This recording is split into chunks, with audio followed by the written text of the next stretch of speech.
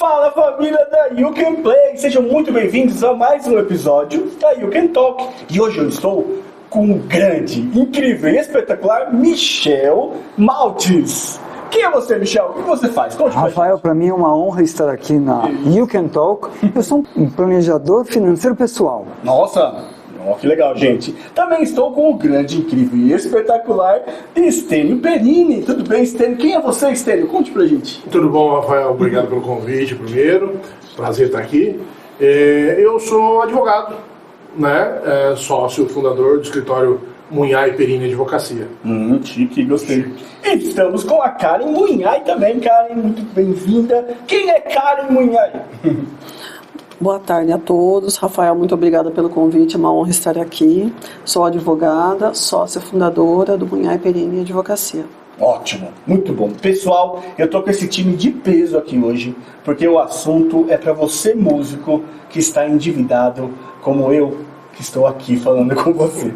Eles vão ajudar a gente a ter um planejamento, algumas dicas, né? De como que a gente pode fazer para ter uma vida financeira um pouquinho menos complicada, né? Mas antes da gente começar, pessoal, eu vou falar da You Can Play, que estamos na Black Friday e os preços estão ótimos. Pessoal, para a escola levar toda a estrutura até o seu condomínio para aulas individuais, neste mês a mensalidade está apenas R$350 e em grupo a mensalidade está R$250. Então não perca tempo, traga o seu filho ou entre no universo musical. Entre agora mesmo no You Can Play _ e fale com a gente, beleza? Então vamos começar, gente. Primeiro, que prazer ter vocês aqui. Muito obrigado. Vocês são... Obrigado mais uma vez. Figuras de peso. Eu tenho certeza que vai ajudar. Deixa eu contextualizar o problema, certo? Vamos. Os músicos hoje, pessoal, eles... É difícil você encontrar um músico que tenha um salário fixo, sabe? Ele acaba tocando à noite, aí ele ganha um tantinho. Aí ele dá algumas aulas, ganha um tantinho. Aí ele fala que não quer dar aula, ele dá menos aulas, né? Aí ele faz um biquinho ali, um biquinho acolá, e isso acaba atrapalhando no planejamento financeiro. Então, se fosse nesse cenário, Michel, nesse cenário, o que você poderia falar pra gente que seria uma boa para que o músico não tivesse tanto perrengue com o dinheiro? Primeiro ponto a ser conversado é a questão de a gente tem que articular bem o problema. Qual é o problema em termos de conceitos financeiros que o músico passa no dia a dia? É que ele recebe de maneira eventual. Eventual. E quando você recebe de maneira eventual, você tem que ter um bom planejamento de um orçamento enxuto nas despesas fixas. Você não pode ter o colateral, que é despesas eventuais muitas, porque você tem recebimentos eventuais. Músicos, pense num taxista. O taxista ele ganha por dia. Como é difícil eles cuidarem da vida financeira deles, mas é impossível? Não, porque eles têm uma meta diária que eles precisam cumprir para depois eles pegarem o carro e voltarem para casa. Se eles não cumprirem essa meta, eles deixam de gastar para aqueles que são mais organizados e não vão fazer o lanche dele na padaria toda hora, né? Que pegam marmita de casa, que guardam um pouco do dinheiro para fazer as revisões semanais. Você imagina só, você tem um carro que é uma despesa eventual. A cada quanto tempo se troca um pneu? A cada 48 meses. Então ele tem que tirar do dia a dia dele uma parte para pagar esse pneu, para ele não se ver, principalmente agora, em janeiro, que o faturamento ele cai. Então a primeira coisa, músico, que você precisa fazer é o seguinte: senta e anota suas despesas. Ao anotar suas despesas, ela é fixa? Ela é fixa. Esta fixa, por exemplo, a sua receita eventual cobre? Se não cobre, temos um grave problema que pode ser solucionado. Você tem que prospectar mais. Você tem que muitas vezes participar de mais shows ou fazer boas parcerias para você ter mais receita. Depois que você começar mês a mês, eu não estou falando nem da dívida, porque aí eu vou deixar para os meus colegas falarem, né? Mas depois de você equacionar o arroz com feijão, que é no papel, como se fosse uma partitura musical, os recebimentos eles superam as despesas, né? Aí você pode começar a pensar o que fazer se você tiver uma dívida.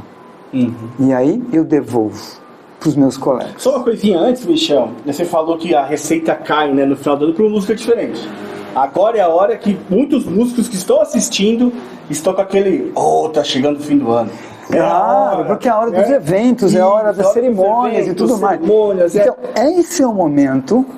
Vamos lá. Desculpa, esse é o momento justamente para ele fazer um pé de meia para que na baixa sazonalidade ele tenha uma reserva financeira ou ele quite as dívidas do passado, né? Para que ele possa adentrar. Vamos imaginar, vai até o mês de carnaval, muitos eventos. O carnaval também tem bastante evento, né, para os músicos. Depois do carnaval seria o mês de abril que baixa? Isso. Então, nós temos quantos meses? Novembro, dezembro, janeiro, fevereiro, março. Galera, são 5 meses de foco total no dinheiro e nas boas apresentações e na técnica e na performance para você ser bem chamado, para você fazer o seu pé de meia. O que você vai fazer com esse pé de meia?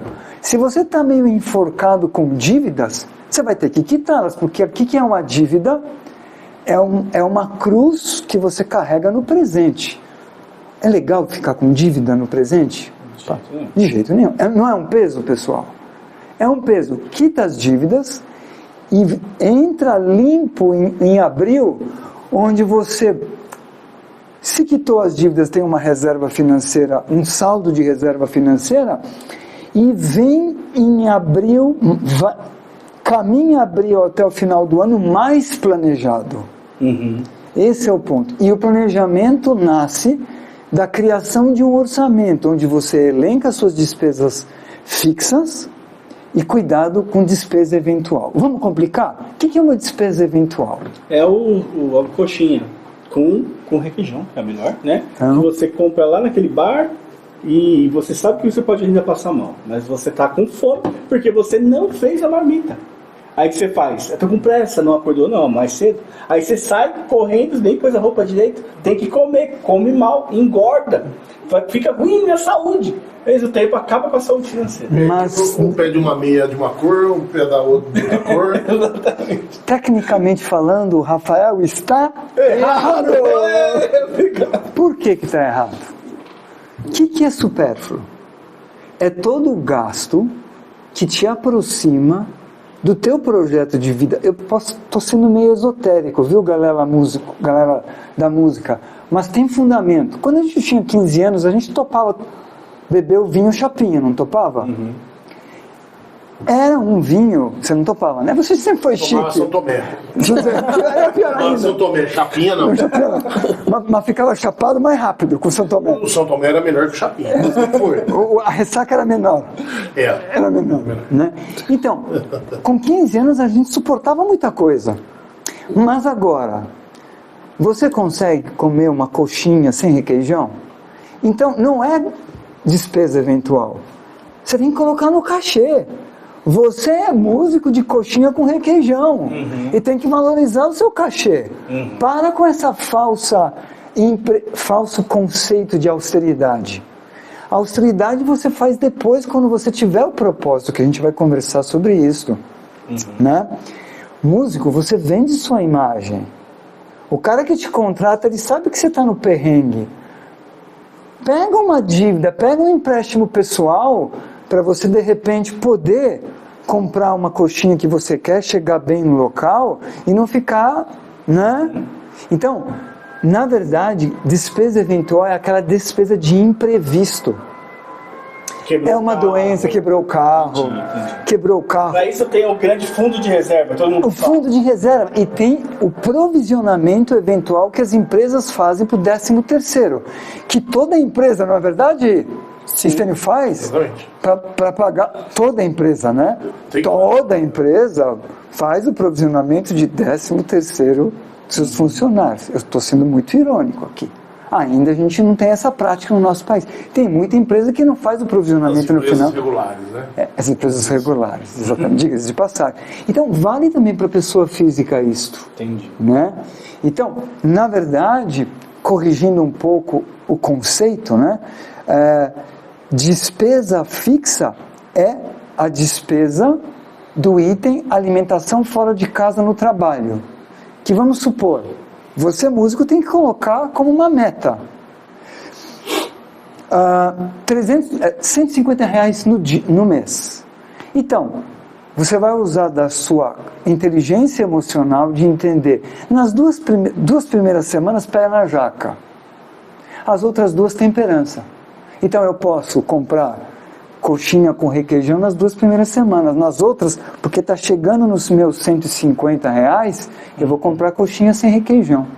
E aí você começa a construir um orçamento orgânico do seu jeito, sem tirar muita qualidade de vida. Deu para entender, pessoal? Rafael, deu para entender? Tranquilo? Uma coisa que eu queria também falar com os músicos, aí já com a galera, é muito bom você ter rendas,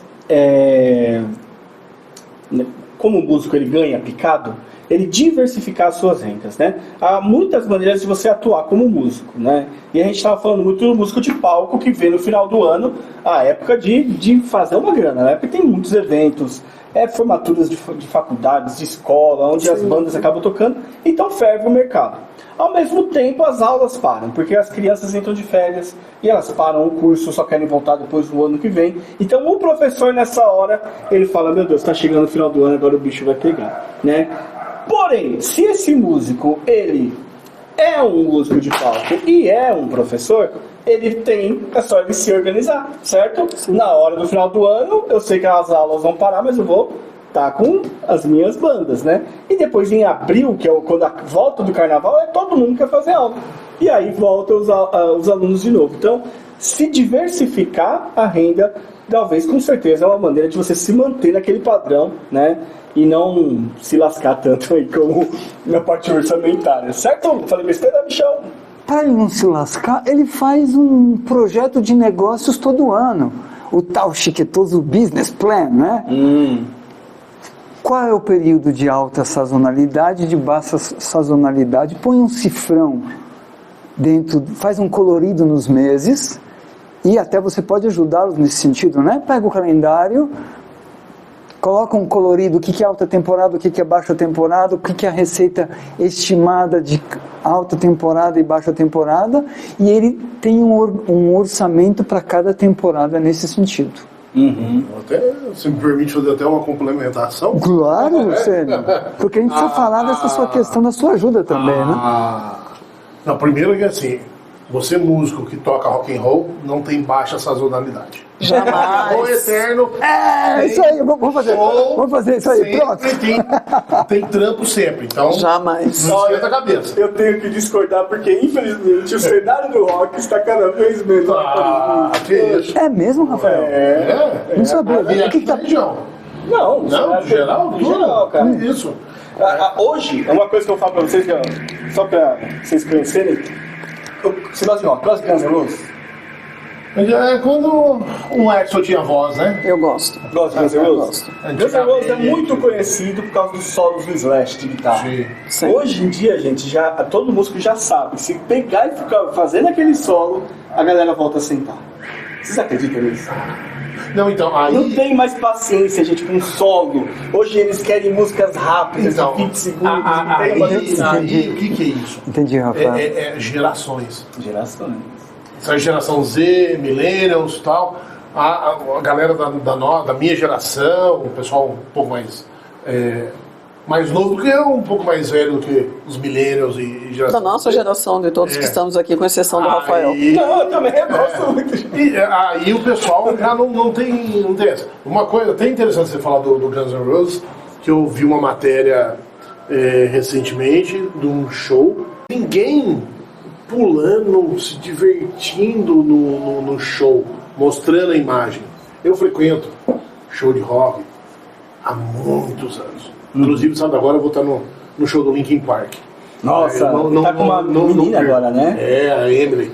Emily Carter. Canta muito. Canta muito. Então, eu com 50 anos de idade, eu ainda vou em show, eu pulo. Uhum. Eu me divirto. Você vê essa molecada, não se diverte com show de rock. Vai, parece que só por obrigação, só pra dizer que foi, pra fazer selfie, tirar foto. Tô aqui no show, bonitinho. Pra ganhar like nas coisas. Quem gosta do estilo, não vai pra isso, né? O verdadeiro roqueiro. Então, mas é que eu tenho a minha veia musical, então... Você toca eu sou musicista. O que você toca? Eu tocava trompa. Nossa, meu sonho era fagote. Fagote. Fagote é meu sonho. Só que é 11 mil reais e ainda não fiz o esquema com o Michel, o planejamento. A trompa tá por Pra daqui aí. 2 anos eu comprar meu fagote. Pelos meus cálculos aqui. A trompa, eu tava vendo o preço de trompa, uma nacional tá na faixa de 8 mil reais, 9 mil por aí. Uma importada, uma Com, ou outras marcas mais Assim, famosonas assim, aí Tem gente que fala, você é músico e fala que não vale? Vale.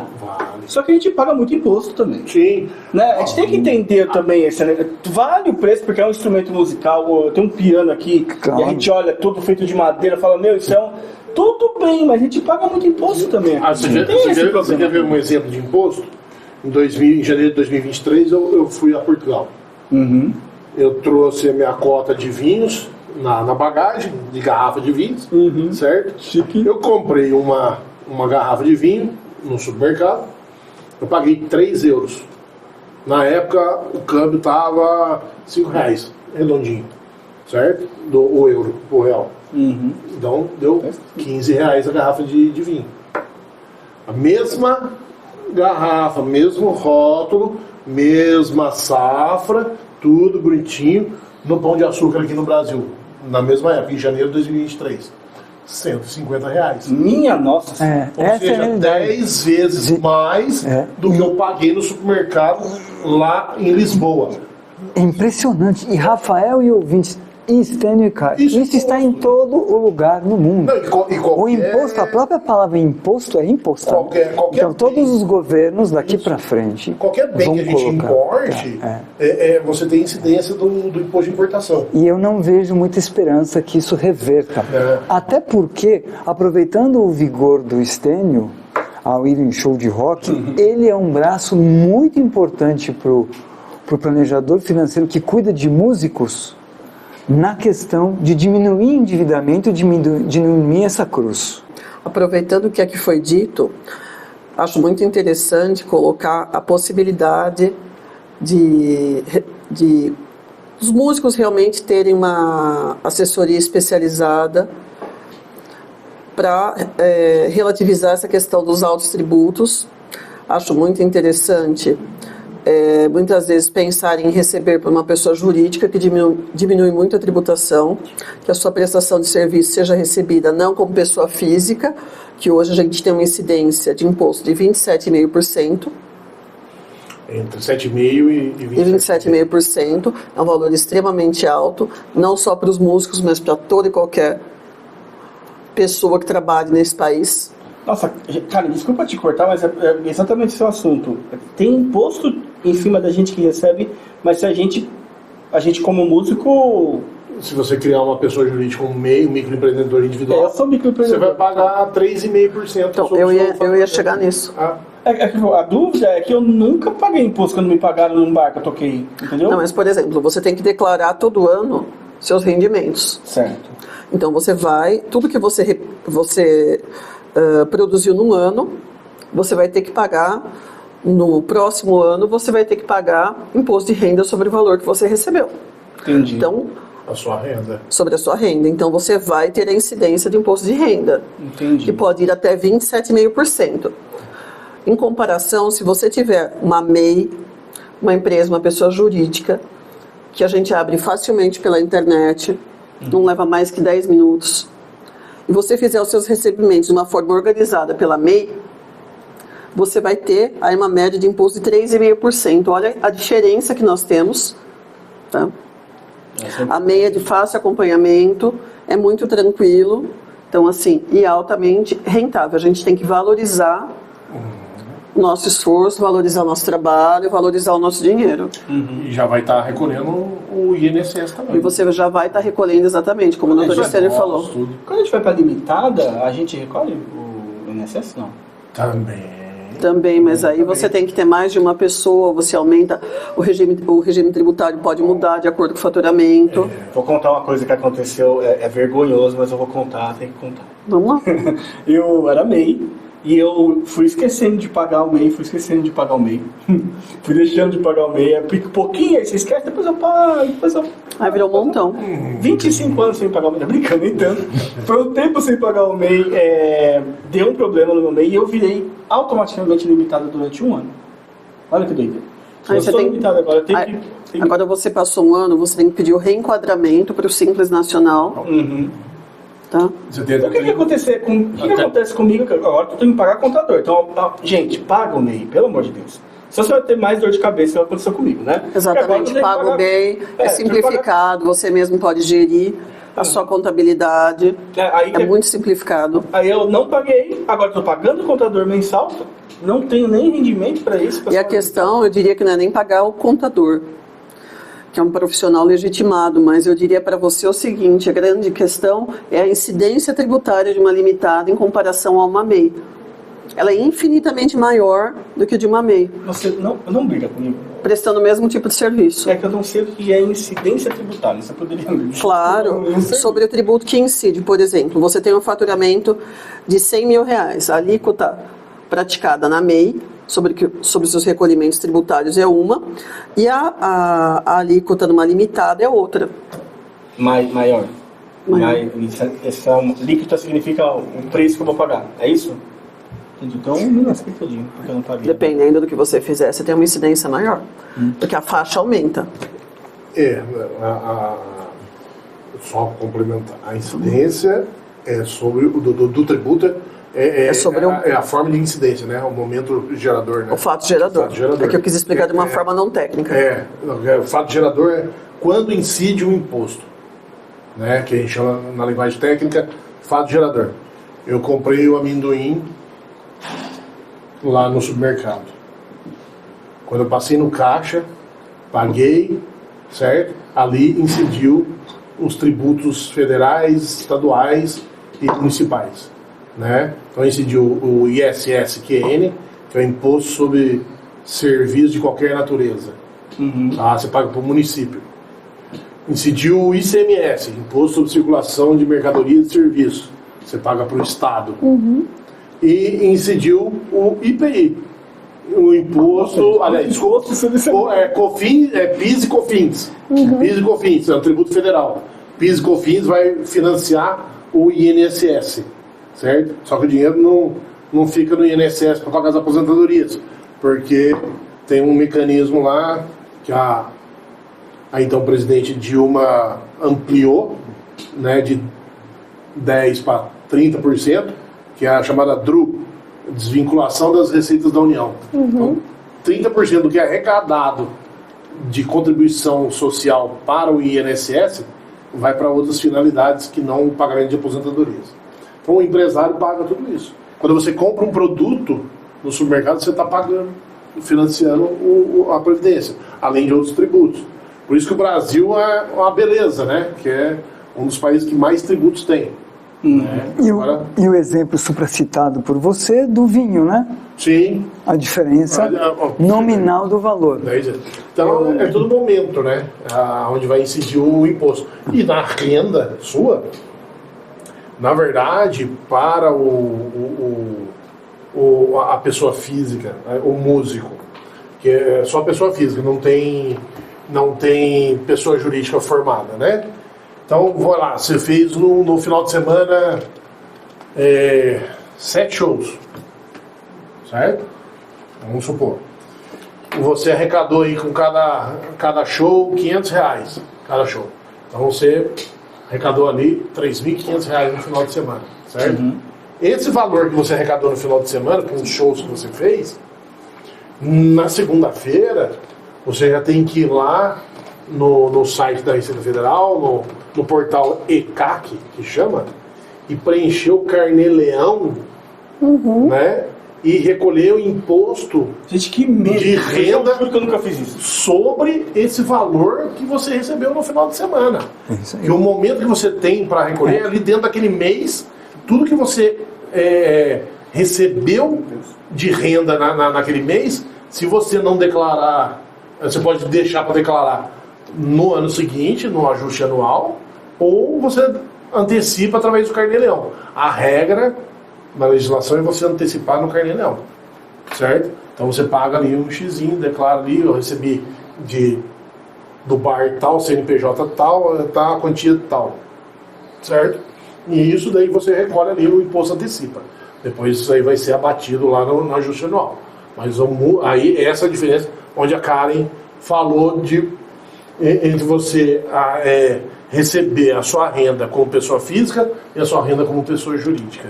Microempreendedor individual. Você não vai ter que recolher o imposto no mês ali, como uma pessoa jurídica. Só vai fazer o ajuste, se necessário, no ano seguinte. Isso se declarar um imposto de renda pessoa jurídica. Porque normalmente o MEI não precisa declarar o imposto. Essa é a diferença. Hoje muitos músicos estão como MEI, né? Os músicos eles encaram a carreira deles como empreendedores, né? Essa questão de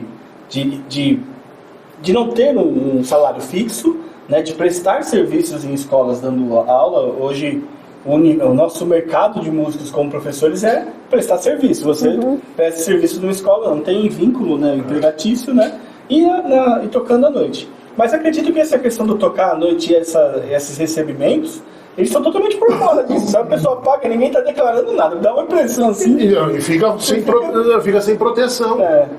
Se você não recolher em INSS, fica sem proteção do Estado. Exatamente. Né? Porque o INSS, se você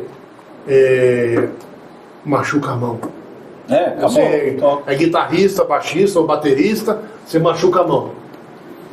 Sua mão é seu instrumento de trabalho. Você usa a mão para você trabalhar, para você tocar guitarra, tocar o baixo, tocar bateria. Exatamente. Como que você vai tocar com a mão machucada? Né? Então, você recolhendo o INSS todo mês, você vai ter o direito ao auxílio doença, ao auxílio acidente. Então você vai estar coberto, você não vai perder dinheiro no final do mês. Você vai deixar de trabalhar, mas o governo federal vai te suprir essa falta do momento de trabalho com esses auxílios, certo? Não é muito, mas ajuda. Para não ficar no zero. Não ficar no zero, né? Então tem toda essa dificuldade. Eu sei dessa dificuldade porque eu sempre acompanhei. Os meus amigos que são músicos, tocavam na noite, nos rock bars da vida, me chamavam para cantar também, né? Então, algumas cervejinhas a mais, sobe aqui, vem cantar com a gente, né? Então a gente sabe das dificuldades. E o pessoal não fica por dentro disso. Não tem essa como que eu vou dizer? Esse aconselhamento. Essa informação, esse aconselhamento. Então é importante o que você está fazendo aqui e divulgando para os músicos. Eu acho que uma galera vai falar, meu Deus. Pessoal, vamos fazer um resumo aqui. Vamos fazer um resumo? Vamos. Acho que todo mundo aqui entrou no universo do músico, né? Entendeu o problema, cada um tá com uma parte diferente falando, né? De como ajudar. Eu queria que cada um, se vocês puderem, né? Desse algumas dicas então para esses músicos e a gente toca depois algum outro assunto. Começa você, Michel. Eu acho que seria interessante vocês darem, já que vocês falaram da questão tributária, vocês falarem da questão de diminuir o perfil das dívidas, que também é um papel de vocês, também. Pode pensar. Bom, a primeira coisa que eu falaria para iniciar essa questão do endividamento que o Michel sugeriu seria realmente organizar essa parte de recebimento, a parte tributária. Por quê? Porque você vai economizar muito, além de você estar protegido legalmente, como o doutor Estênio falou, você vai estar economizando bastante dinheiro. Você vai recolher os impostos corretamente, mas você vai estar dentro de uma empresa sua, você vai estar gerindo melhor os seus recursos de uma forma organizada. Isso realmente vai te propiciar um retorno maior do seu trabalho. Bem, como você está assegurado pelo INSS, que é uma proteção em caso de acidente, em caso de não poder trabalhar, de uma doença, de tudo isso. Então, essa é a primeira coisa que a gente tem que pensar. Essa redução de carga tributária, recebendo através de uma pessoa jurídica. Tá? Isso, a gente, pelo jeito, é um trabalho que vocês até oferecem, né? Ou não? Sim. É porque eu entendo que como músico é uma coisa que eu não saberia por onde começar. Olha que doideira, né? Deveria ter realmente algumas pessoas que falam, ó, vamos lá, vamos falar disso daqui que você não entende nada, né? E acredito que alguns músicos também sabem. Só você, como eu vou dizer, buscar sempre uma ajuda especializada. Sim. Né? Um escritório de advocacia sério, de confiança, um consultor financeiro, Uma consultoria. né? A consultoria, tudo para você se planejar. Já começa por aí. Você tem diferença.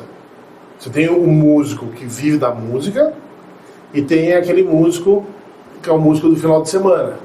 Ele tem outro emprego, Isso. mas ele toca com a galera no final de semana para fazer show em bares, festas, essas coisas.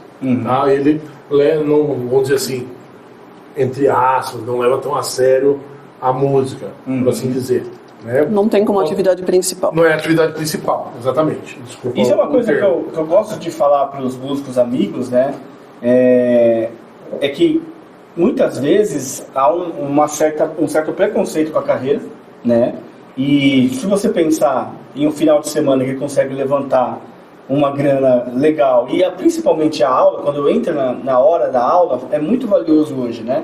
Um músico consegue sim fazer uma grana, mas às vezes ele não consegue porque ele está dividido em 80 carreiras diferentes. E as 80 carreiras diferentes que ele não está focando, nenhuma está pagando bem para ele. Nenhuma tem high ticket, que fala. Nenhuma está dando o que ele merece. Então ele vai Uber, iFood, aí, músico, tudo para fazer um pequeno valor, né?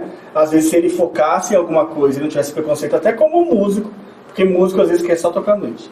Músico às vezes não quer tocar à noite. E como eu falei, faz essa diferenciação na música mesmo e alavanca aí os seus... E até no começo, quando o Mal estava falando, né? Você falou da diversificação, né? De mercado, tudo, né? Tem muitos músicos, eu conheço muitos músicos que tocam na banda de rock, tocam na banda de pop, sertanejo, tá cheio de também, né? E com isso, essa maleabilidade, vamos dizer assim, ele toca em casamento também. Junta lá com mais outros. Tem uma bandinha só pra tocar em casamento. Fato. E assim, uma questão de horas, casamento eu acho que é o melhor caminho, porque você toca apenas 7 músicas, não fica... Né, é o máximo de 7 músicas e o preço é high ticket. Tá lá em cima. Sim. Né? Então, procure realmente esses que pagam bem, se especialize e vai para lá. Você consegue, em poucas horas do seu dia, fazer um bom dinheiro, né? Que às vezes, agora, final de ano, esse rapaz pode tocar de carro. Sim, tem vários. E por que a gente não pode ser saudosista? Por que a gente não se espelhar no Ace Frehley, do guitarrista do Kiss? Que foi um guitarrista super esforçado. Vocês sabem como que ele conseguiu os primeiros cachês dele? Ele tocava em cerimônia de casamento.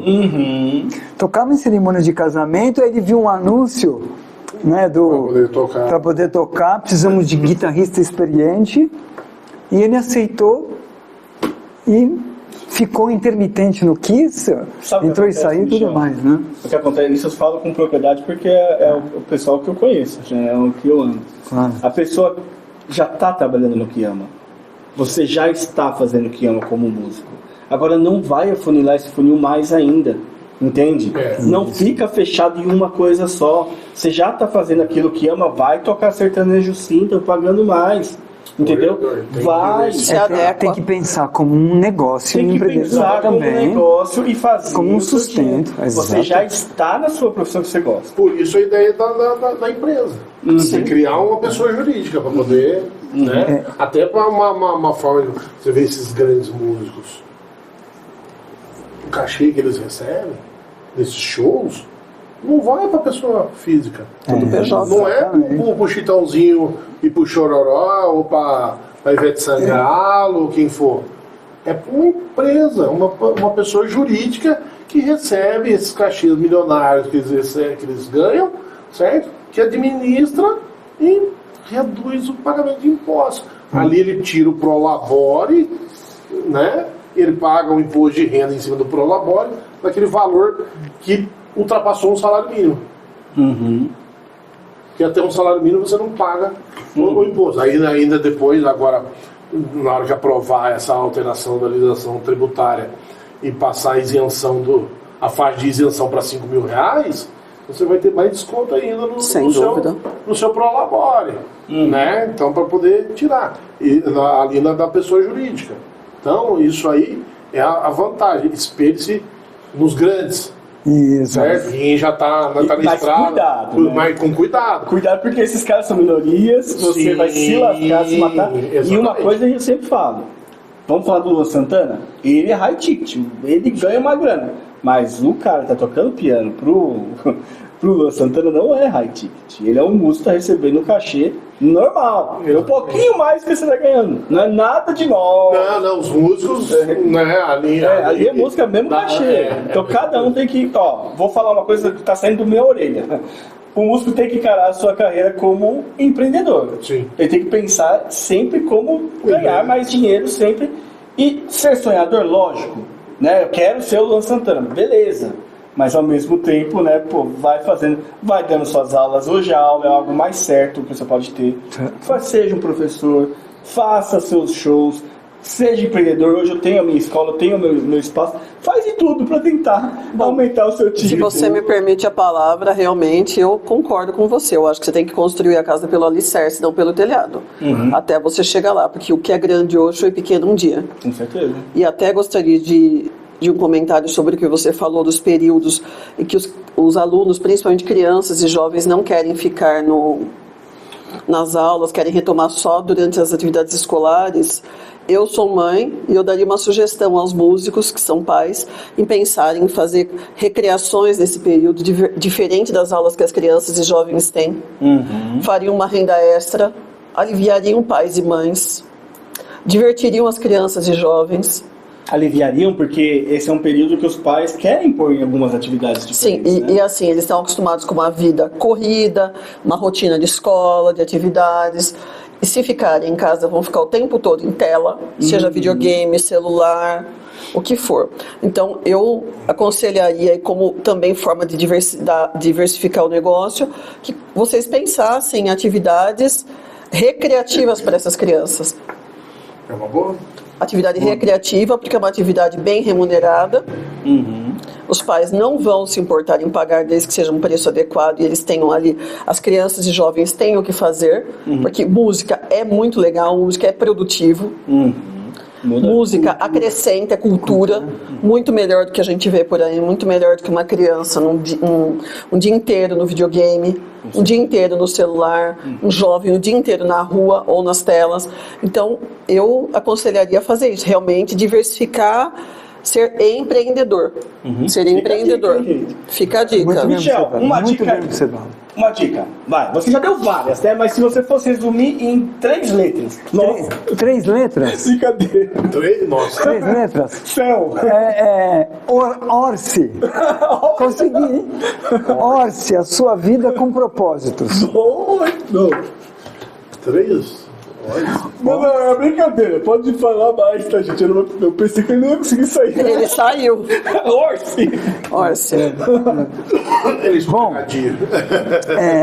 aproveitando que você me deu espaço para falar mais de 3 letras, Por favor. já que o músico ele tem a vocação dele como empreendedorismo, não falta muito para ele pensar em diversificar com vários tentáculos para aumentar a receita dele, acompanhar esse crescimento e pensar em novas formas de receita, como a doutora Karen expôs aqui, uma vez que a gente vive, eu vou comentar sobre distração tecnológica, o quanto atrapalha o planejamento financeiro, né? Como as crianças estão na distração tecnológica, que não é absolutamente produtivo em nada, a música pode suprir para as crianças elas podem melhorar, inclusive, a alma delas e colocá-las elas mais em ordem, e o músico pode ter uma receita extra. E a dica que eu dou, a subdica, né? Fazer da receita extra um valor para você alcançar os sonhos, que eu vou comentar aqui ao longo das nossas interações. Beleza, gente. Eu acho que todas as dicas que vocês deram pra gente é muito interessante. Músicos, é muito importante você ter correr atrás de vocês, né? De correr atrás de informação, de pessoas que sabem o que falam, porque a gente tem uma paixão. Nós gostamos de tocar, nós temos essa vontade, a gente vive um sonho, mas não é tão fácil assim. A gente vive em um país que tem muitas coisas que a gente tem que pensar para ter uma vida financeira. A gente não tem isso na escola, né? A gente não tem isso na escola. Se a gente já tivesse, né? Às vezes eu posso também se culpar por estar tão ferrado. Não sei nem que número dos endividados é no nosso país, deve ser um número muito alto. Sim. E para isso eu vou dar uma deixa. Vou dar uma deixa aqui para você, Michel. Eu queria que você fosse mais profundo com a gente da importância dessa educação financeira, né? Do quão é importante para todo mundo. Eu sei de uma coisa, gente. Todo mundo fala da educação, dos cuidados com o emocional, né? Que você tem que cuidar tanto do seu corpo quanto do seu emocional. E eu sei de uma coisa: quando você não está bem financeiramente, seu emocional vai lá para baixo, né? Uma das coisas que afetam muito as pessoas é quando ela não está bem endividado, tá com aquele peso na cabeça, né? Sem dúvida. Michel, por favor, fale com a gente, explique pra gente mais a fundo sobre a educação financeira, sobre isso que é o seu trabalho. Eu queria muito saber. Olha, Rafael e ouvintes, este assunto é muito interessante porque ele tem uma história. Ele começou... Eu tive cuidado de fazer um levantamento quando começou a criar mais buzz na internet, quando começou mais a estar em voga, e percebi e fiquei bastante reflexivo sobre esse assunto, porque se a gente volta no tempo, na época dos nossos avós e bisavós, na época do Império, não precisava ter educação financeira, porque a educação era para a elite, e as pessoas, quando tinham renda, viviam da renda, não tinha crédito pessoal, nada disso. Depois entrou a República, onde a elite agrária começou a ter um princípio de industrialização, começou a ter o sistema bancário nascente no nosso país, né?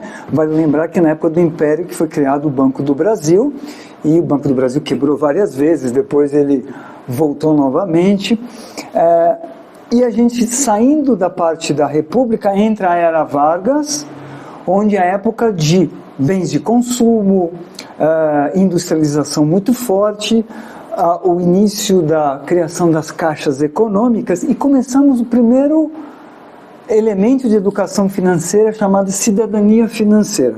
Mas era foco comercial, e era muito engraçado que os programas de educação financeira eram na rádio, eram voltados para as mulheres, né? Olha, em revistas femininas, porque a mulher, sendo uma pessoa que lidava com as finanças, cuidava do lar, alimentação e tudo mais, educação. Então tinha todo esse elemento mais tradicional, vamos dizer assim, né?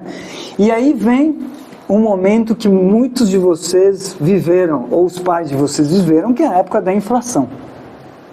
Na época da inflação, paradoxalmente, começaram a ter alguns programas de educação financeira, mas era numa época onde você recebia um dinheiro e no dia seguinte você tinha que colocar num tal de overnight, que era para render no dia seguinte, porque o preço, o valor do seu salário perdia valor diariamente. A gente estava falando de 80% de inflação no mês, para você ter uma ideia. Mais, né? Até mais. Então, dentro desse sentido, começaram a ter nascentes programas de educação financeira, até chegarmos em 2000, onde pela internet os influenciadores, os gurus financeiros, os planejadores financeiros. Eu comecei a minha carreira como planejador financeiro em 2011. Em 2010 foi criado um programa de educação financeira pelo Serasa, pelo Itaú. Então, infinitos programas de educação financeira. Agora, em 2025, na ponta do lápis, que faz parte da cartilha de educação das crianças, tudo isso para dizer para você um paradoxo. Tivemos programas de educação financeira nas escolas e nas instituições privadas. Pergunto, por que o endividamento em todas as camadas sociais aumentou? Respondendo a sua pergunta, Rafael, e vou precisar da ajuda dos nossos colegas aqui. Em 77%, e a inadimplência, que tem uma diferença, né?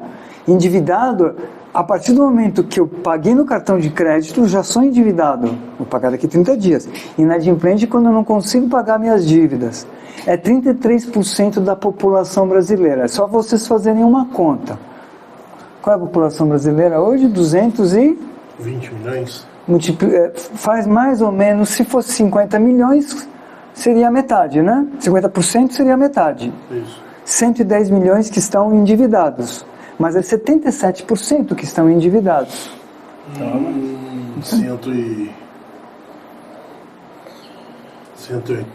180 milhões de pessoas que estão endividados, para que vocês não chorem sozinhos, e 33% que não paguem as contas. Com tantos programas de educação financeira, com a replicação da minha atividade como planejador financeiro, que existem de vários modelos. Tem aqueles modelos onde as pessoas pagam como se fosse um plano de saúde, mas tem um modelo híbrido onde o planejador recebe um rebote dos investimentos. 169 milhões e 400 mil. Para ser mais preciso, pessoal. Valeu um pouquinho, ó. 169 milhões. Então, isso quer dizer, a conclusão que eu chego é que muitas vezes o planejamento financeiro, sem um planejador financeiro que pega pelo braço, com uma boa palestra de sensibilização, com bons programas de podcast onde são nichados para as categorias, o indivíduo ou a família, ele não vai sentar e vai realmente ter uma transformação da relação com o dinheiro.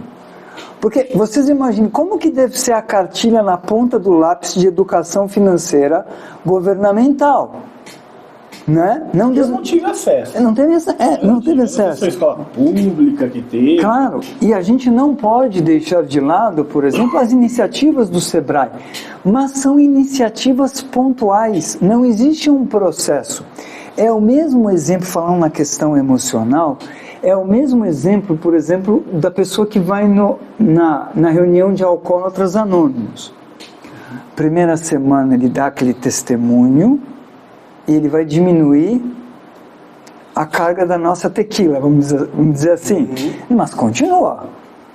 Ele continua e vai aumentando. Serviu para alguma coisa? E na Associação de Alcoólatras Anônimos, serviu para desabafar. Mas o que está por trás da Associação de Alcoólatras Anônimos que vai fazer com que ele mude esse hábito? Por quê? Finanças pessoais e dinheiro é hábito, né? O Rafael estava brincando aqui, brincando sério, né? Eu brinquei com ele, ele falou, não, é gasto eventual ou supérfluo? A partir do momento que você tem um orçamento, você tem um número. A própria pressão do número faz você mudar o teu hábito. E aí tem uma dica muito interessante. Como é que a gente muda um hábito?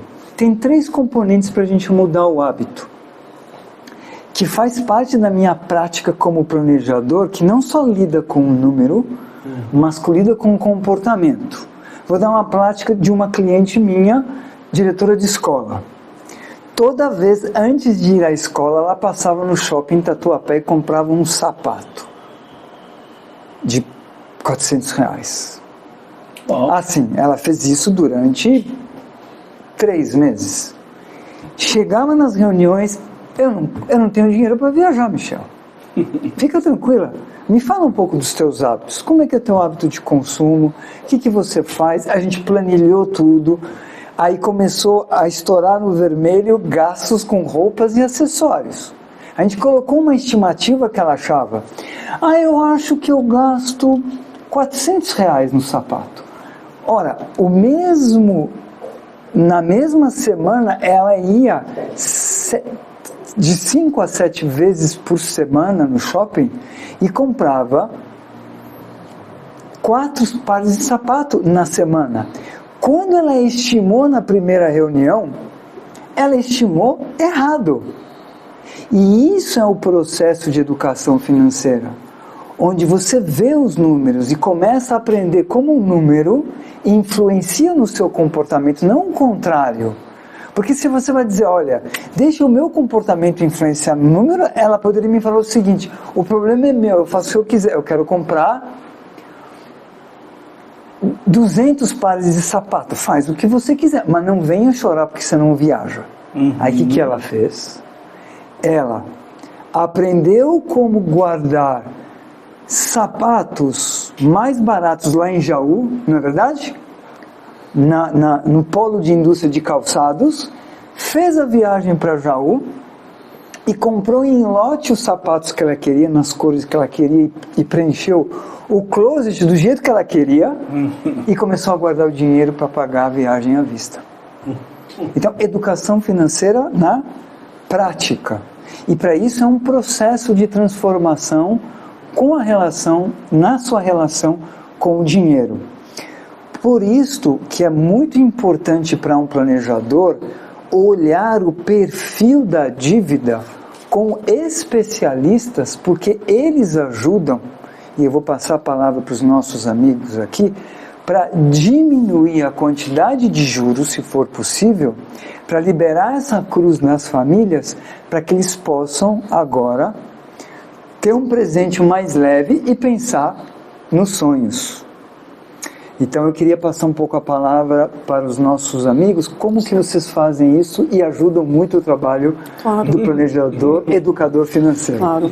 Bom, a primeira coisa que eu ressaltaria aos ouvintes e a quem possa interessar é o que o nosso colega Michel falou. Realmente ele conscientizou essa pessoa em específico que ele citou a agir com propósito, não com impulso.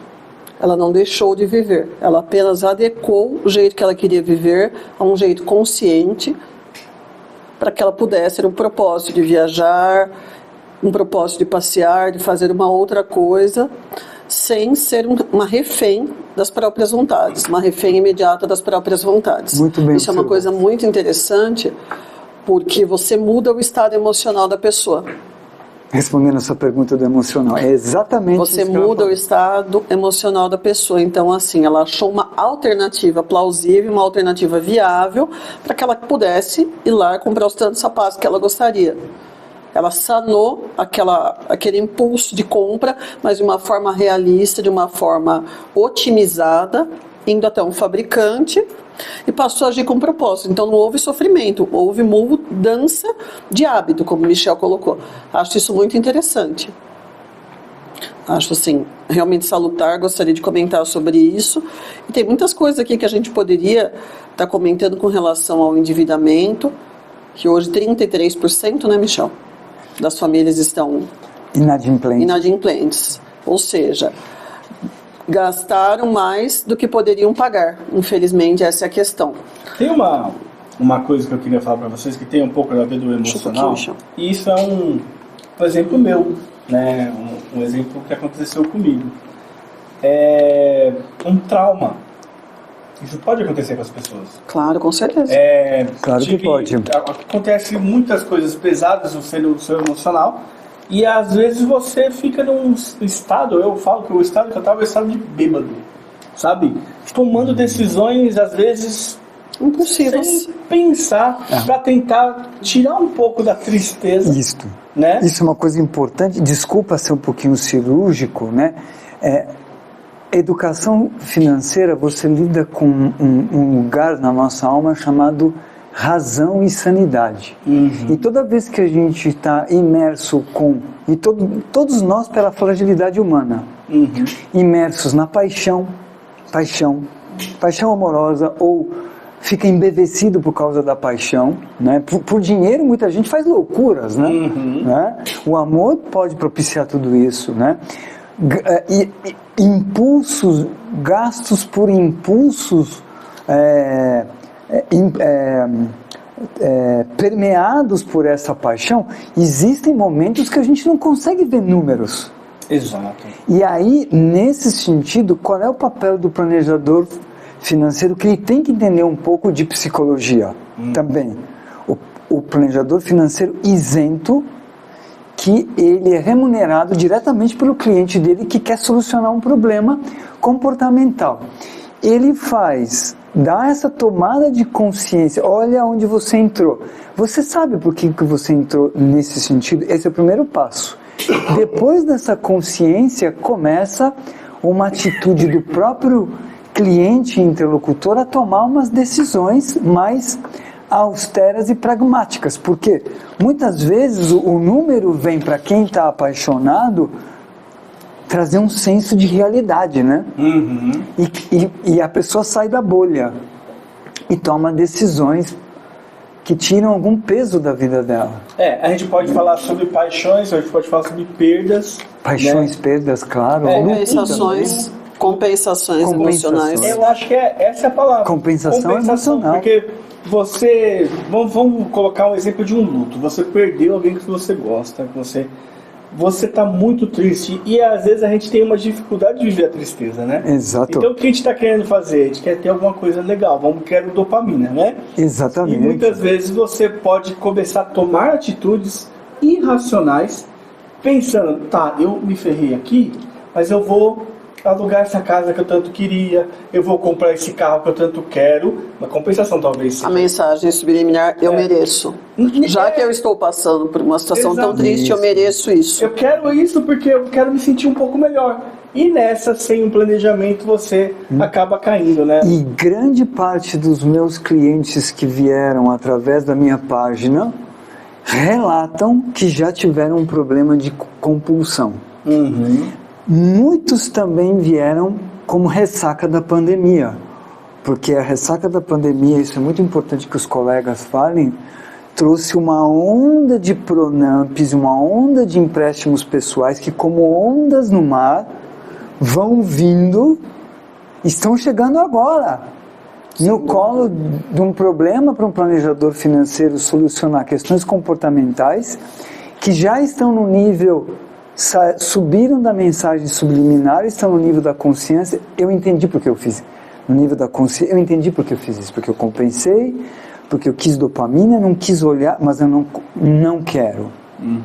Muitas vezes esse não quero vem porque a idade avançou, ou tem o nascimento de um filho, ou tem um novo relacionamento que quer ter uma relação mais madura com o dinheiro. O que eu acho muito salutar nesse sentido, porque como um planejador financeiro, ele é um generalista, ele precisa ter o especialista advogado bancário para sanear o máximo possível da dívida, para que eu mostre num painel de sonhos, agora a gente pode pensar nos sonhos de vocês, porque essa dívida já foi colocada, e você entendeu que não vai repetir esse comportamento. Probabilisticamente, pode ser que essa pessoa, sob minha condução, volte ao comportamento? Claro que pode, porque todo mundo é frágil. Mas ele vai, através do planejador, sinalizar o seguinte: lembra do que você passou no passado? Eu vou ter que te dar um medo, e eu vou ter que falar uma frase do grande diretor de cinema, Coppola: a experiência é parente do medo. Ninguém quer ter a experiência do passado e viver o passado com sofrimento financeiro. Você quer repetir novamente? Veja os teus hábitos, porque aí é responsabilidade da pessoa. Você falou do medo, eu queria falar uma coisa que eu acho bem interessante e que aconteceu comigo, tá? Por isso eu posso falar com propriedade. Tem o exemplo daquele doente que não quer ir no médico para não saber o que tem? Sabe? Isso é Aquele, eu vou, mas vai que ele me arranja uma doença lá, né? Vai que ele inventa uma doença que eu não tenho. Eu quero ir fazer exame, vai que dá alguma coisa. Eu vi, em meio a essa confusão mental,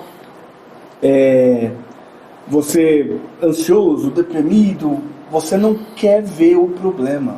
Exato. Você não quer ver. Você quer tudo menos ver. Né? Mas quanto que você está ganhando? Mas quanto que você tem de dívida? Mas quanto?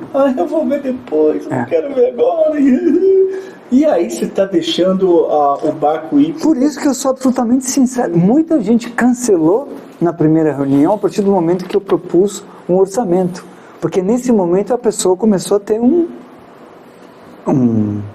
uma repulsa. E a resposta de um planejador financeiro pessoal, maduro e reflexível, cada um tem seu tempo. Não é um momento agora de você ter. Talvez um momento é você conversar com um psicólogo para resolver isso antes de encarar um número, né? Porque às vezes esse número vai te deixar mais... Pior. Infelizmente, as pessoas tratam o dinheiro de forma emocional. Não devia, né? E o dinheiro você tem que tratar ele de uma forma racional. Exatamente. Muito bem observado. Porque o emocional ele vai te levar a fazer isso aí. Desandar tudo. Então, eu passei por um período após 2019, né, quando eu infartei, né, eu sofri um infarto agudo do miocárdio, com 44 anos de idade, ou seja, quase morri de uma hora para outra. Eu saí do aniversário da minha irmã caçula, entrei dando ônibus para poder voltar para São Paulo, vindo do interior, e na rodovia Presidente Dutra, na cidade vizinha, eu infartei e quase fui, né? A partir dali, me deu um start e peraí, eu posso morrer a qualquer momento. Aí o emocional. Posso morrer a qualquer momento. Então já quase fui. Então, eu vou viver a vida. Ixi, isso é perigoso. Eu vou fazer o que me dá na telha, não importa o que, nem como, Nem o porquê. não porquê. Mas eu vou viver, eu vou curtir, vou fazer o que eu quero, não vou ficar postergando mais. Fiz um empréstimo bancário, consignado, né? Aí com desconto direto no salário, para poder fazer um curso de paraquedismo. Para me tornar atleta paraquedista depois que eu infartei. Pô, mas você é louco, vai saltar de paraquedas, vai infartar de novo. A adrenalina, ela ajuda a cuidar do coração, né? Ajuda a cuidar, é ao contrário, então? Sim, a adrenalina, ela no seu corpo, quando você está numa situação de perigo, o seu cérebro libera adrenalina na corrente sanguínea. Blindar, né? Exatamente. Melhorar os seus sentidos e a sua força para você lidar com aquela situação de perigo. Ou correr ou partir para briga, né? Exatamente. Como era o homem pré-histórico. Isso. Tá? Então, essa é a função da adrenalina no seu corpo.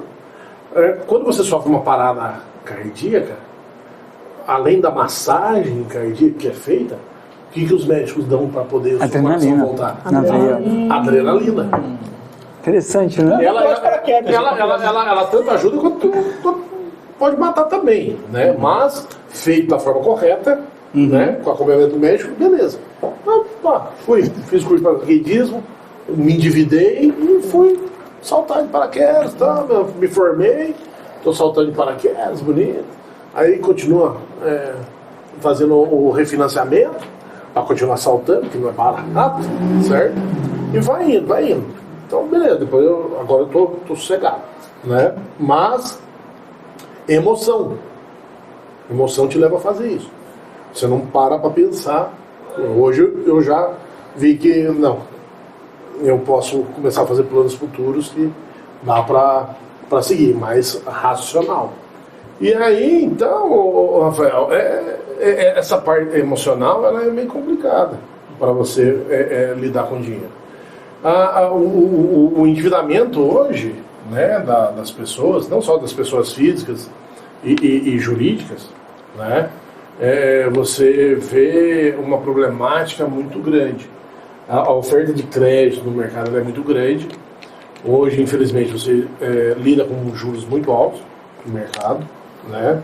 Raros são aquelas instituições que te disponibilizam um juro baixo. Normalmente as cooperativas de crédito, né, que a gente vê. Mas você vê as pessoas, né, aí não é só para empréstimo consignado, empréstimo pessoal, e entra tudo, cartão de crédito, entra tarifa bancária, cheque especial, contrato de financiamento de veículo, Seguro. contrato de seguro, Imobiliário. isso, contrato de financiamento imobiliário, né? Toda essa parte desses produtos bancários que tem, né? Então, alguma coisinha, né, você vai ver na sua conta, tudo, por exemplo, tarifa. Tem um punhado de tarifa que vai incidindo na sua conta lá e você passa despercebido, certo? Um dia você pega para ver, poxa, estou pagando tanto tarifa, mas que tarifa que é essa? Aí você vai ver, pô, eu não assinei nada, por que está cobrando? Né? Então você pede para a instituição bancária uma cópia do contrato assinado para incidir essas tarifas. O banco não vai ter, porque o banco impôs a você e não te ofereceu para contratação. Ele só colocou lá, certo? Então, e você vai pagando despercebido essas tarifas. Isso não pode, é contra a lei, né? Daí, além da legislação voltada para o direito bancário, você tem o Código de Defesa do Consumidor para te proteger. E a mesma coisa, o endividamento ali, as compras com cartão de crédito. Quando o Michel falou, você fez uma compra com cartão de crédito hoje, você já está endividado, você só vai pagar daqui a 30 dias. Né? Então tá ali. Se você não pagar a fatura total, pagar ela no valor mínimo, você vai entrar no juros rotativo, certo? E aí é onde vai começar a bola de neve. Isso cartão de crédito. Cheque especial, a mesma coisa. Um contrato de financiamento, né, um contrato de empréstimo pessoal consignado, você vai para a taxa de juros, certo? Taxinha de juros, nossa, 3% ao mês, nossa, tá muito bom, tá bom? Mas tá bom quanto? Quantas parcelas você vai pagar para devolver o dinheiro para o banco? 72 parcelas, 72 parcelas a 3% ao mês, durante mais de 5 anos. Quanto isso vai dar? Certo? Então as pessoas não pensam nisso. Pensam, a parcela cabe no meu bolso, a taxa de juros está razoável, tá? Mas a parcela cabe no meu bolso, então beleza. Só que os contratos bancários, né, eles, a gente chama no meio jurídico de contrato de adesão. As cláusulas do contrato elas já estão prontas. O gerente do banco ele só te entrega o contrato. Você quer empréstimo? Está aqui. Só assinar aqui. Certo? Você não te dá o direito de negociar a cláusula do contrato. Mas eu não concordo com isso aqui. Não concorda, lamento. Você não vai ter o dinheiro. Certo? As pessoas querem dinheiro. Quer o dinheiro, o imediatismo. Então, você vai e assina. Sobre esse imediatismo, rapidinho, é uma coisa que veio na minha cabeça que eu já ouvi uma pessoa me falar. Você quer comprar em 12 meses, tem a ver ou não tem a ver? Você quer financiar um carro em 36 meses para comprar, né? Se você tivesse a paciência de fazer o inverso, ao invés de você financiar, você guardar o dinheiro, você teria o dinheiro mais rápido e ainda conseguiria até, com o dinheiro na mão, ganhar um desconto no carro. Ao invés de você financiar, pagar em 36 meses uma parcela baixa, às vezes, mas paga 5 carros, né? Começa a guardar o dinheiro, divide o valor do carro, certo? Em 36 vezes, que é muito menos. É a questão do imediatismo. Eu quero ter o carro hoje. Eu não quero esperar para ter o carro daqui a pouco. Só que o problema disso aí é o seguinte: você vai financiar ali um veículo, um carro de 100 mil reais. Só que para você financiar um carro de 100 mil reais, você tem que dar 50, às vezes 60% do valor do veículo, certo? Ou seja, 60 mil ou 70 mil reais. e depois você vai financiar o restante em 36 ou 48 parcelas, com juros astronômicos que dá um carro e meio de volta, certo? E aqui é onde você, o advogado especialista vai agir para reduzir esses juros. Entendi. Reduzir os juros. Automaticamente reduz, você vai ver, reduz o valor da parcela. Só que essa redução do valor da parcela do seu financiamento, ele como que eu posso dizer, fictício. Tá? Por quê? Porque você está pagando uma parcela de R$3.500 por mês, certo? Desses 48 parcelas, que te resta para pagar os outros R$40.000 aqui do valor do carro, tá? Só que com a redução dos juros, né, que são praticados acima do mercado, e aí de forma ilegal, você consegue, com um trabalho especializado, fazer essa redução dos juros no contrato. Essa parcela, ela cai para, vamos supor, R$2.800 por mês, certo? Não houve uma redução do valor da parcela, e sim houve uma redução, uma amortização dos juros. Da dívida futura. Da dívida futura, exatamente. Então você reduziu os seus juros aplicados. Os juros eles continuam, só que de uma forma justa. E isso, a parcela foi para o valor correto, R$2.800. Isso é um exemplo. Tá? Então você teve uma redução de R$700 na parcela, mas isso é juros que você ia pagar lá para frente. Isso em qualquer contrato bancário. Certo? Os exemplos mais, vamos dizer assim, impactantes são esses contratos de financiamento de veículo e de imóvel, né? Então, essa é uma redução dos juros, não do valor da parcela. Mas, visualmente, você está tendo uma redução da parcela, né? Então, a pessoa acaba, entra o emocional. Opa, reduziu R$700, é menos R$700 que eu tenho que pagar por mês. O que eu posso fazer com R$700? Aí vem o planejador financeiro, que tem um trabalho coordenado com o advogado. Exatamente. Esses 700 você vai guardar dinheiro para o seu propósito. É isso, para não incorrer em novo endividamento. Perfeito. Porque normalmente as pessoas resolvem essa parte, reduz, tá sobrando mais dinheiro, mas não conta com a ajuda do planejador financeiro pessoal, e vai e se endivida novamente. Acaba comprometendo o que economizou na parcela. Exatamente, doutora. E aí isso vira uma bola de neve. Ou seja, você está fazendo um trabalho para você sair do endividamento, para poder acertar a sua vida, e aí você vai e endivida de novo. Então isso é uma bola de neve, e isso acontece muito.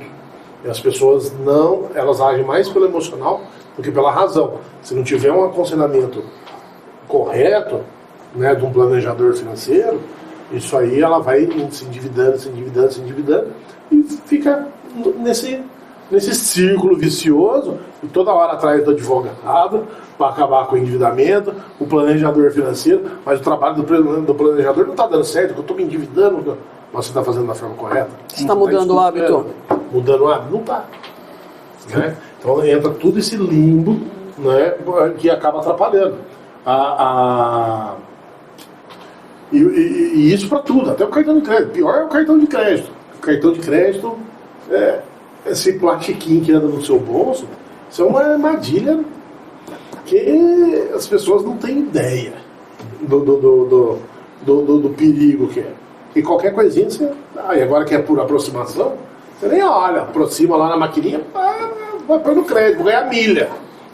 Para. Você gastar cartão de crédito com juros que passa dos 400% ao ano, sabe? Só para poder ganhar milha. Você não ganhou, na verdade. Não ganha. Você pagou muito caro por elas. Foi muito caro por elas, exatamente. Bom, complementando o que o doutor Estênio falou, realmente a gente tem que estar muito atento à questão do superendividamento, que hoje a gente poderia analisar, grosso modo, que ele ocorre quando ultrapassa, 30% de suas dívidas ultrapassam,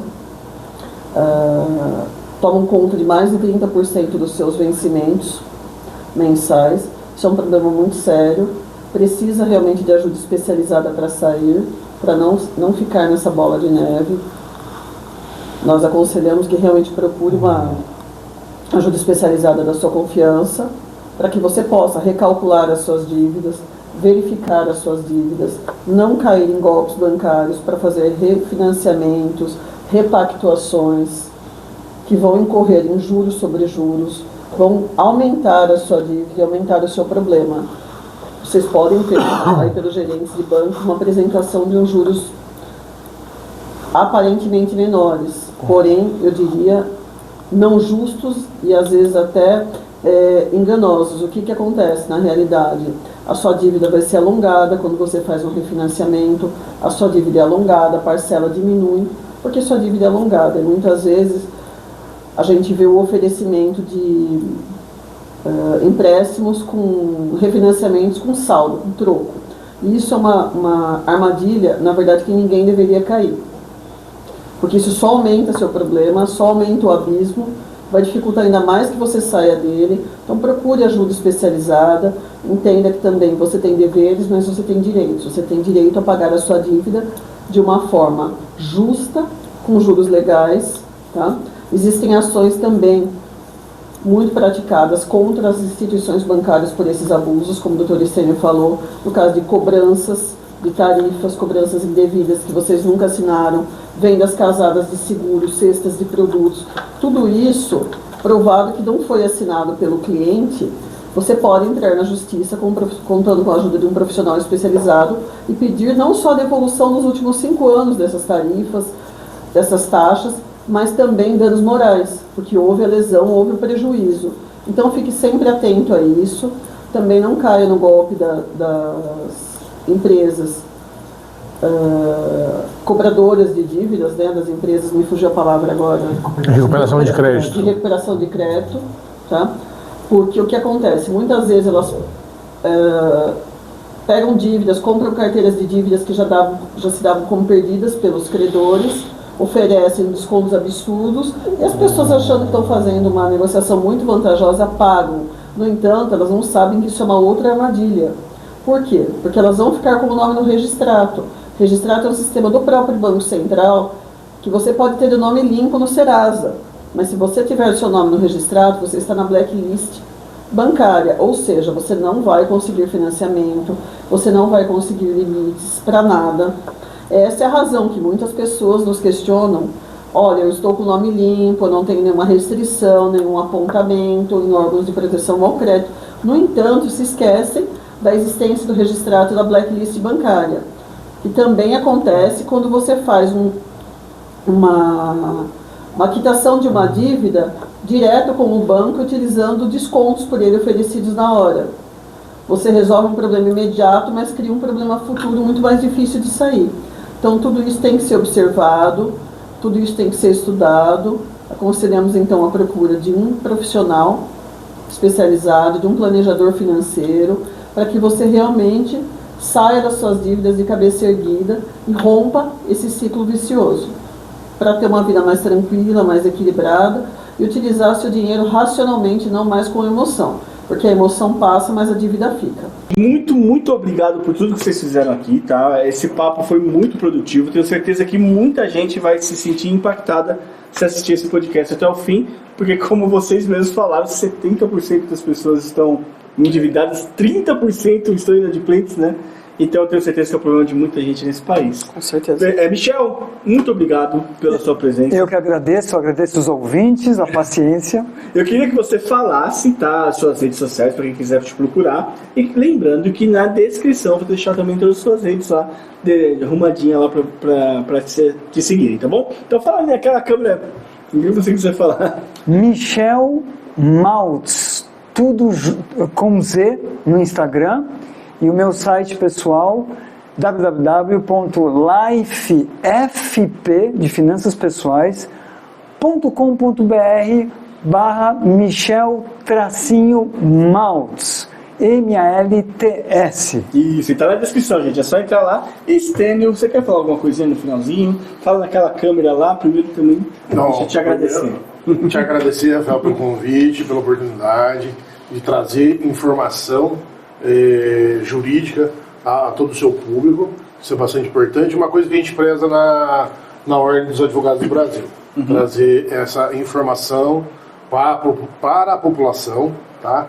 E aí é onde eu deixo a dica para vocês que estão nos assistindo. Consulte sempre um advogado ou advogada de sua confiança, tá? Tomem cuidado com o tipo de profissional que você contrata, mas consulte sempre um advogado ou uma advogada. Beleza, obrigado, Estênio. Karen, muito obrigado pela presença, pela paciência, né? E eu queria que você também deixasse as suas redes, Perfeito. tudo que você precisar ali, daquela câmera que está filmando a gente agora. Perfeito.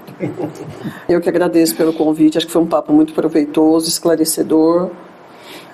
E realmente a gente prezou por passar o esclarecimento para os ouvintes e para todos aqueles que estiverem interessados sobre a necessidade da contratação de profissionais especializados para melhor resolução dos problemas, agradecendo desde já os que nos ouviram e ficando à disposição para qualquer questionamento a título de esclarecimento, como preza a nossa OAB.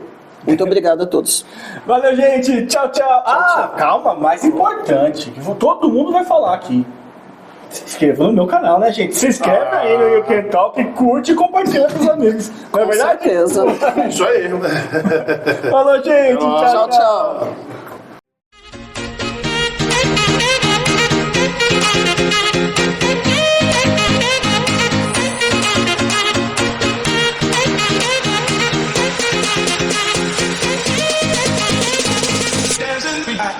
Dancing,